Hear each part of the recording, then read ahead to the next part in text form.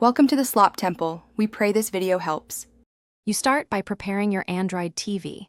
Enable unknown sources only if you must sideload, and connect a mouse or compatible remote so you can click freely. Once done, use the Play Store to install Chrome when available. If not, transfer the Chrome APK via USB or ADB and install it. This avoids repeated downloads. Make sure your TV is on the same Wi-Fi network as your phone for transfers, and check storage space. Chrome needs a few hundred megabytes to install and update. Next, configure Chrome for TV use.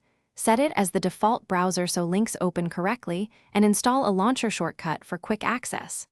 Once configured, change the user agent to desktop when a site forces mobile layouts. This gives the full interface.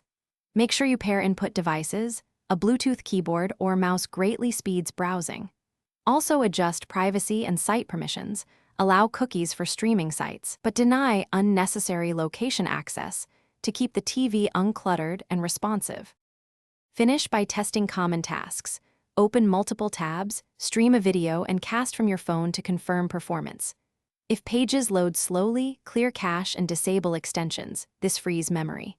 Should Chrome crash or hang, force stop the app, clear data, then reinstall. This resolves corrupted profiles. If casting fails, restart your router and confirm both devices are on the same network. Weak Wi-Fi often causes buffering. One troubleshooting tip: switch to a 5 GHz band when possible.